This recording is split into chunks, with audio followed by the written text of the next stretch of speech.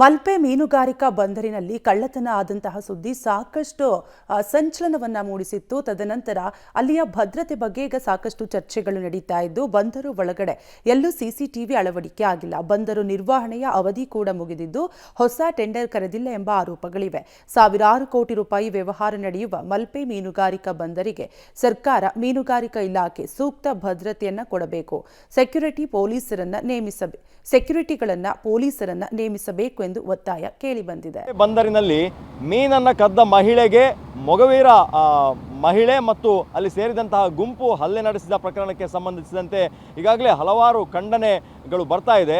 ಈ ಪ್ರಕರಣಕ್ಕೆ ಸಂಬಂಧಪಟ್ಟ ಹಾಗೆ ಪೊಲೀಸರು ಈಗಾಗಲೇ 3 ಅರೆಸ್ಟ್ ಮಾಡಿದ್ದಾರೆ ಮತ್ತು ಆ ವಿಡಿಯೋದಲ್ಲಿ ನಿರ್ಧರಿಸಿ ಇತರರು ಯಾರಾದರೂ ಹಲ್ಲೆ ಮಾಡಿದಾರಾ ಅನ್ನುವಂತಹ ಹಿನ್ನೆಲೆಯಲ್ಲಿ ಅದನ್ನು ಕೂಡ ಪೊಲೀಸರು ವಿಡಿಯೋವನ್ನು ಪರಿಶೀಲನೆಯನ್ನು ಮಾಡ್ತಾ ಇದ್ದಾರೆ. ನಾವು ಮಲ್ಪೆ ಮೀನುಗಾರಿಕಾ ಬಂದರಿನಲ್ಲಿದ್ದೇವೆ. ಸಾವಿರಾರು ಬೋಟುಗಳು, ಸಾವಿರಾರು ಜನ ಇಲ್ಲಿ ಕೆಲಸವನ್ನು ನಿರ್ವಹಿಸುವ ಈ ಫಿಶಿಂಗ್ಗೆ ಸಂಬಂಧಪಟ್ಟ ಹಾಗೆ ವ್ಯವಹಾರವನ್ನು ಮಾಡುವಂತಹ ಏರಿಯಾ ಇದು. ಇಲ್ಲಿ ಸಾವಿರಾರು ಜನ ಉತ್ತರ ಕರ್ನಾಟಕ ಭಾಗದಿಂದ ಮತ್ತು ದೇಶದ ಬೇರೆ ಬೇರೆ ಭಾಗಗಳಿಂದ ಕೂಲಿ ಕೆಲಸಕ್ಕೆ ಬರ್ತಾರೆ.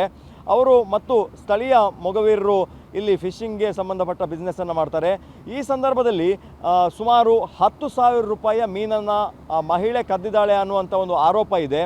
ಒಂದು ಬುಟ್ಟಿ ಮೀನನ್ನು ಬೋಟಿನಿಂದ ಲೋಡ್ ಮಾಡುವಂಥ ಸಂದರ್ಭದಲ್ಲಿ ಆಕೆ ಎಗರಿಸಿದ್ದಾಳೆ ಅನ್ನುವಂಥ ಆರೋಪ. ಈ ಪ್ರಕರಣಕ್ಕೆ ಸಂಬಂಧಪಟ್ಟ ಹಾಗೆ ಆ ಮಹಿಳೆಯನ್ನು ಮರಕ್ಕೆ ಕಟ್ಟಿ ಹಾಕಿ ಹೊಡೆದಿರೋದೇ ಮತ್ತು ಆ ದೃಶ್ಯಾವಳಿಗಳು ಸಾಮಾಜಿಕ ಜಾಲತಾಣದಲ್ಲಿ ವೈರಲ್ ಆಗಿರೋದ್ರಿಂದ ದೊಡ್ಡ ಮಟ್ಟದ ಚರ್ಚೆ ಈ ಪ್ರಕರಣಕ್ಕೆ ಸಂಬಂಧಪಟ್ಟಾಗೆ ಆಗಿರುವಂಥದ್ದು.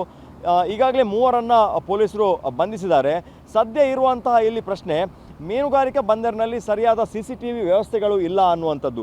ಹಾಗಾಗಿ ಪ್ರತಿ ದಿವಸ ಇಲ್ಲಿ ಬೋಟ್ನ ಸುತ್ತಮುತ್ತ ಅಥವಾ ಹರಾಜು ಪ್ರಕ್ರಿಯೆ ಆಗುವಲ್ಲಿ ಅಥವಾ ಲಾರಿಗೆ ತುಂಬಿಸುವಲ್ಲಿ ಮೀನಿನ ಕಳ್ಳತನ ಆಗ್ತದೆ ಅನ್ನುವಂಥ ಆರೋಪವನ್ನು ಸ್ಥಳೀಯ ಮೊಗವೀರರು ಮಾಡ್ತಾ ಇದ್ದಾರೆ.